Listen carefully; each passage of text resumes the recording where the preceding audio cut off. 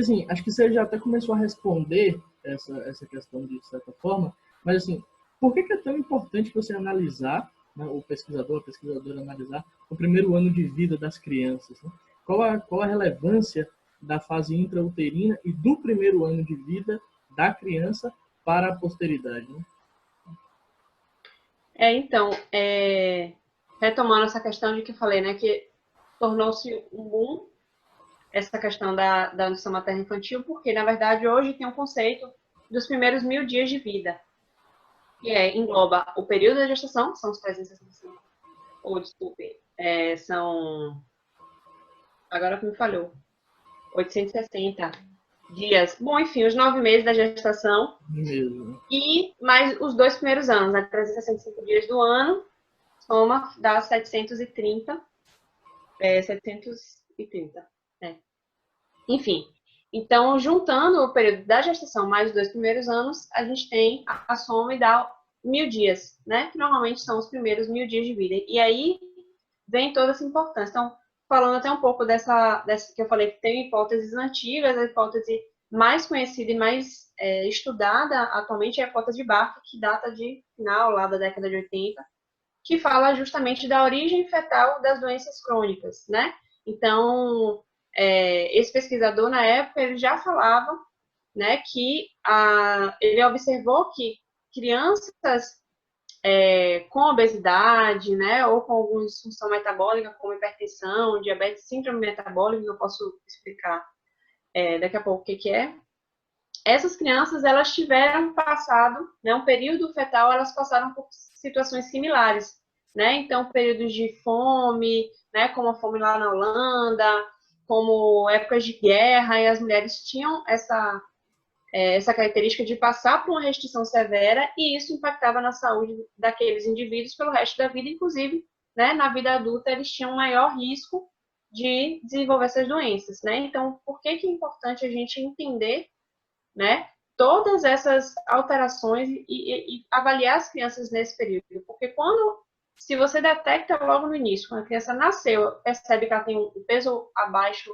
do ideal, ou ela nasceu pequena para a idade gestacional, ou seja, ela não desenvolveu o seu potencial de crescimento, a gente poderia, né, nesses 2 primeiros anos, ter uma atuação mais efetiva, visando minimizar esses prejuízos, né, que acaba sendo realmente prejuízo. Então, a ideia realmente é favorecer a saúde dos indivíduos, né? Pensando em reduzir a, a prevalência, né, das doenças crônicas não transmissíveis, que engloba diabetes, hipertensão, a síndrome metabólica, isso só conceituar que a síndrome metabólica é uma síndrome, né? Então, assim, ela junta várias condições no indivíduo. Então, normalmente o indivíduo, né, são 5 condições e ele precisa ter 3. Né? Ou ele tem aumento de pressão, ou ele tem aumento da glicemia, né? E ele pode ter também aumento da circunferência da cintura, né? Por isso que se fala tanto de medir o tamanho da barriga, se ela está muito grande, se está muito, justamente porque é ali que concentra a gordura, que é a mais danosa para a nossa saúde, né? Então, são várias condições, obesidade, enfim, que podem levar a síndrome metabólica, né? E isso aí, com certeza, impacta na saúde do indivíduo, impacta na redução da força de trabalho dele, né? Os gastos de saúde, enfim, então diversas consequências, né? Ao longo da vida. Então, a ideia é que a gente, observando, né, acompanhando essas crianças nesses primeiros 2 anos, principalmente, que a gente consiga atuar de forma mais precoce e garantir uma saúde melhor para os indivíduos de maneira geral, né? Perfeito, muito bom, Alessandra. Enquanto você falava, eu estava pensando justamente nesse último aspecto aí que você colocou, os impactos que um cuidado precoce desse, né, nesses 2 primeiros anos de vida ou 1.000 dias, vai ter no futuro, né, como, por exemplo, no próprio sistema de saúde, né, do país. Uhum. Então, me parece que é muito mais vantajoso, enfim, acho que isso é claro, né, suficiente para todo mundo, você agir de forma preventiva e não de forma a remediar, enfim, a medicar, enfim, a tentar depois tratar o efeito. Né? Então, me parece que um trabalho fundamental seja o de, enfim, eu estou falando aqui com completo desconhecimento de causa, porque talvez isso já exista e eu que não conheça bem, tem um trabalho aí fundamental de instalar esses equipes de saúde para lidar diretamente com isso nos 2 primeiros anos de vida da criança, né? Já existe algum um programa do governo específico voltado para isso? A gente tem um investimento. É porque é tão complicado a gente falar de SUS, assim, porque, né? Porque tem políticas muito bonitas, tem várias iniciativas, a gente tem uma equipe agora que acabou de lançar um guia alimentar para a população, né, para as crianças menores de 2 anos. Então, existe toda uma preocupação, as carteirinhas, né, da saúde, tem várias informações hoje para a criança, para a mãe, né, sobre a criança, sobre o crescimento, justamente pensando em tudo isso, mas a operacionalização dela é um pouco difícil, né? Então, a gente ainda esbarra em várias questões de estrutura, que é super deficiente, né? Então, as unidades básicas de saúde, que seriam um ambiente perfeito para fazer esse acompanhamento, né, para fazer esse trabalho de conscientização com as mães, de trazer essa importância. Elas normalmente têm uma estrutura muito ruim, né? As balanças, na verdade, são ruins. A própria pessoa que está ali fazendo uma técnica, né, normalmente, que está sobrecarregado, então acaba fazendo muito, porque são muitas crianças sempre. Os médicos, normalmente, que estão lá não são pediatras, né? Isso é uma queixa corriqueira das mães, assim, mas o médico que está lá não é pediatra. Então, às vezes é um médico de família, né, generalista, ok, mas às vezes ele não tem esse olhar, né, com esse olhar que é importante de quem trabalha com essa população. Então, acaba que estou pensando aqui em saúde pública, né? Estou falando de pessoas que têm acesso a isso, os médicos já têm, né? E o Guia Alimentar, a Sociedade Brasileira de Pediatria, tem algumas iniciativas no sentido, né, de promover a saúde, principalmente nesse período, né? Mas, assim, a gente ainda tem essas questões logísticas mesmo, né, para fazer valer. Ainda existe, né, um corpo aí de pesquisadores que estão voltados para a saúde da criança, mas já vou dar um spoiler da minha pesquisa do doutorado, assim, se a gente não cuida da mãe, não tem como a gente cuidar da criança. Então, às vezes, você se preocupa tanto com a saúde, o peso, e a criança está no meio violento, o pai da criança bate na mãe, e isso, de alguma forma, interfere. Então, são várias questões, né? Mas existe, sim, essa preocupação, respondendo diretamente a sua pergunta, e existe essa consciência, né? Mas eu acho que a gente ainda está engatinhando, assim, nas ações que poderiam promover a saúde infantil de maneira geral. Entendi. Não, perfeito. É aquela história que a gente sempre fala, né? Na lei está tudo muito belo e bonito, né? Mas na hora de operacionalizar, de concretizar, é que a gente ainda sente uma dificuldade, né? Mas, Né? de qualquer forma, pelo menos a política existe, né? O lance todo está em você conseguir implementá-la, né? É. Tá, maravilha.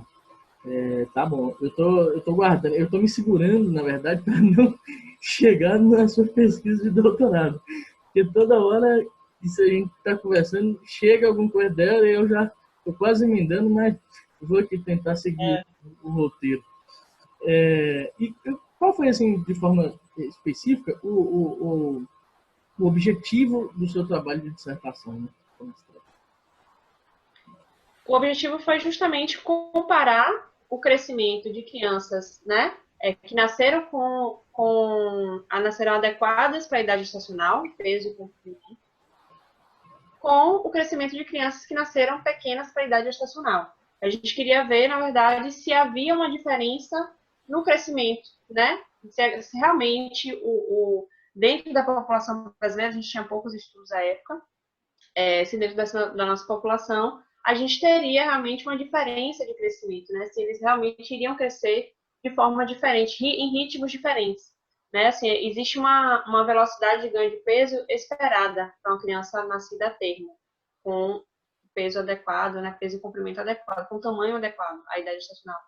Então, a gente queria ver se a criança nascida PIG, ela ia junto, ou se ela ia um pouquinho maior, ia um pouquinho menor, né? Então, existem algumas teorias de que ela poderia ir um pouco menos, mas ela poderia ir um pouco mais, ou ela poderia ir igual, né? E se fosse igual, ia recuperar o peso, então, nossa ideia, nosso objetivo maior é realmente observar e comparar o peso, né, desses dois grupos. Uhum. E o que vocês, enfim, já adiantando um pouquinho, então, o que vocês acabaram descobrindo, elas crescem iguais, elas crescem diferentes? Como é que você conseguiu identificar? Então, a gente observou que quando a gente avalia o ganho de peso total, acaba sendo parecido. Então, um exemplo, a gente tem uma criança que nasceu aí e ela ganha 30 gramas por dia. E a criança PIG, ela também ganha 30 gramas por dia, né? Então, inicialmente, a gente fez essa avaliação só para todo mundo entender de forma absoluta, então, o valor total, né, de ganho por dia, e a gente fez também relativo, então, gramas por quilo, né? Para as crianças, um exemplo, para as crianças com desnutrição grave, por exemplo, a gente não avalia o ganho de peso total, a gente avalia o ganho de peso em relação ao peso dela, porque para a gente é mais fidedigno, né, quando a criança passa por uma restrição, o quanto ela ganha de peso proporcionalmente ao que ela já tem. Então, não é ela ganhar 10 gramas, ela ganhar 10% a mais, né? Não sei se está claro. Então, assim, a gente observou que no valor absoluto elas crescem muito parecidos, muito parecido, né? O crescimento é muito parecido ao longo de um ano. Mas quando a gente faz a avaliação do peso relativo, então quando a gente, né, faz a avaliação do ganho de peso por quilo por dia, as crianças PIGs elas são menores. Então a gente observa que o ganho de peso delas na verdade é maior do que o das crianças com adequada, né, que nasceram com adequada idade gestacional. Então a gente consegue, é como se fosse uma lente de aumento, né? Então, de longe parece que elas crescem igual, né? E quando a gente chega de perto, a gente vê que realmente as crianças PIGs, elas dão uma decoladinha maior, né? Em torno de 2 gramas por quilo a mais, né? E isso é muito significativo, né? Porque aí a gente pensa que normalmente o que acontece em condições normais, se a criança tiver acesso a uma alimentação, né, a condições de vida adequadas após o nascimento. Normalmente as crianças que passam, né, que nascem com alguma restrição mesmo, não estou falando de restrição do crescimento, mas que tiveram uma restrição de tamanho, né, de peso, elas normalmente tendem a compensar essa perda, né, essa redução do ganho de peso lá no intraútero, elas compensam no pós-parto.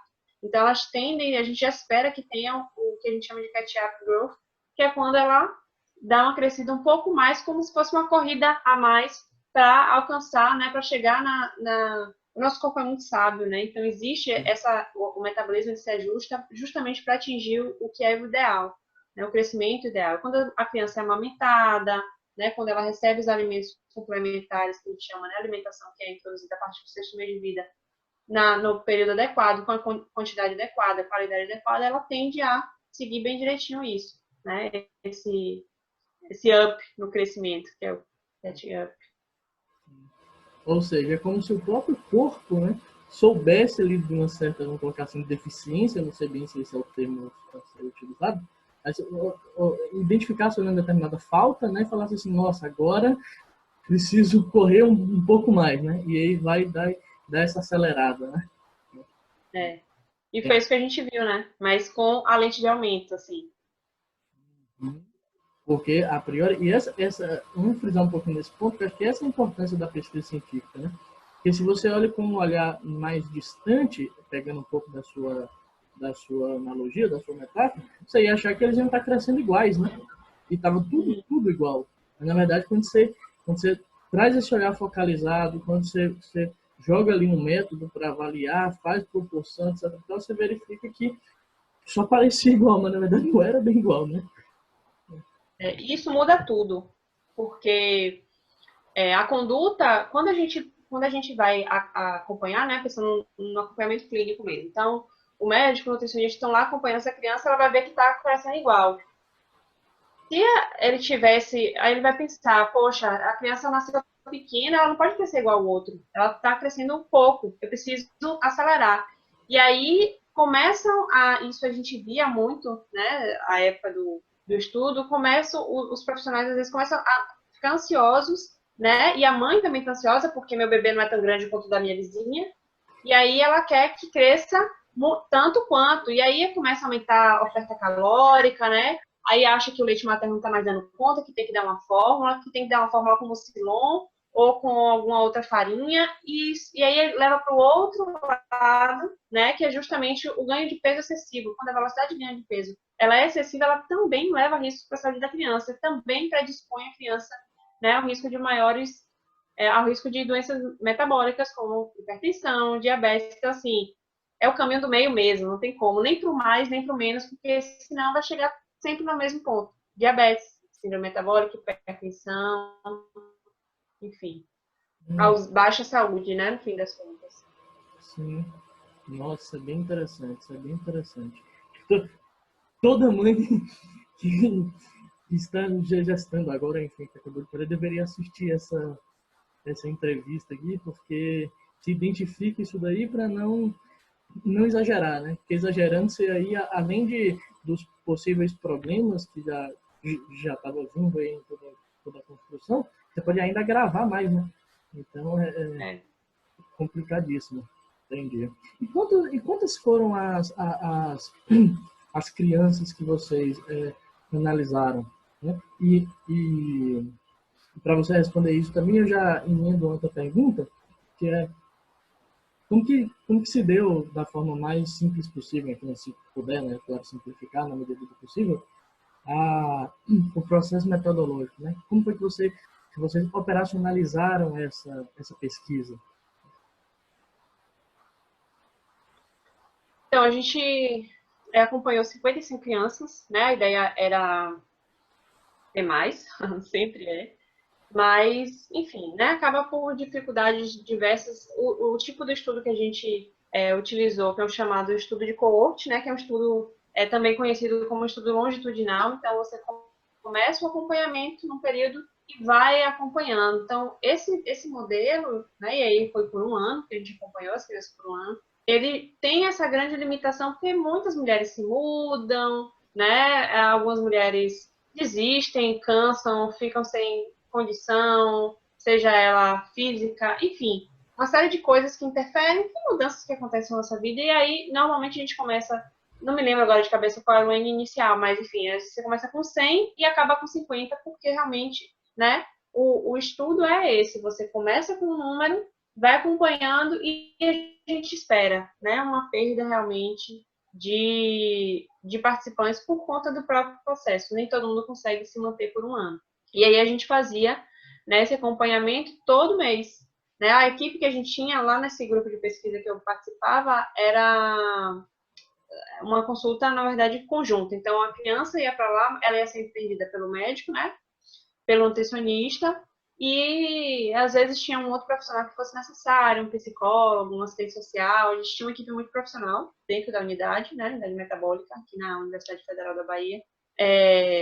E aí a gente acabava tendo né, esse atendimento mais amplo, né, que é uma realidade assim muito peculiar mesmo, porque isso não é comum, né, infelizmente, mas era um atendimento, né, muitas vezes a gente tinha atendimento conjunto, o médico e o nutricionista juntos, a gente pensava juntos, né, isso foi bem importante também para a minha formação. Então, enfim, a gente era mais ou menos assim, né, então todo mês as mães iam lá com seus bebês, a gente fazia a pesagem, né, eram nós, né, no meu caso ainda era estagiária, mas tinha um nutricionista que era responsável, a gente era treinado para isso, fazia o peso de acordo com todo o protocolo, né, criança com roupa, sem nenhuma roupa, ainda tem isso, né, quando a gente pensa em unidades básicas de saúde, às vezes não dá nem tempo da mãe tirar a roupa toda, então a criança pesada com a fralda, que está cheia de xixi, e obviamente você vai impactar no peso, né, então a gente tem essas barreiras aí dentro das unidades de saúde, e lá a gente tinha, né, o treinamento e tinha essa preocupação, então eu tirava até meia, né, as mães, mas uma presilhinha, tira tudo, porque para um bebê, qualquer coisa impacta no peso, e isso vai impactar no resultado. Então, a gente tinha essa consciência, tinha esse treinamento, assim mesmo, para medir o comprimento das crianças, que quem trabalha com crianças sabe o quão difícil é medir, né? Esticar aquelas perninhas e manter elas paradas. Então, enfim, a gente passou um ano, né, acompanhando essas mães, e aí tinha suporte de aleitamento materno também, né? Justamente para garantir que elas mantivessem o aleitamento durante todo o período. Então, era mais ou menos assim, né? Fazia peso, enfim, todas as avaliações próprias da infância, né? Vacina, a gente estava do lado do centro de vacina, né, do centro pediátrico, então a mãe também às vezes aproveitava, fazia, enfim. Então, tinha uma estrutura, né, muito, muito boa e favorecia o retorno da mãe, realmente. Uhum. Entendi. Não, maravilha. Quem dera se todos pudessem ter esse nível de acesso, né? A esses cuidados, né? Entendi. Ou seja, uma vez por mês, nasceu, obviamente teve ali uma consulta, e depois, no mês seguinte, até completar um ano, eram realizados esses estudos, né? Uma vez por mês. Entendi. Tá. E também considerando esse acompanhamento, essas ajudas, esses esclarecimentos que o grupo prestava também para a mãe, né? E que obviamente impactar na vida da criança. Né? Entendi. Muito bom. Uhum.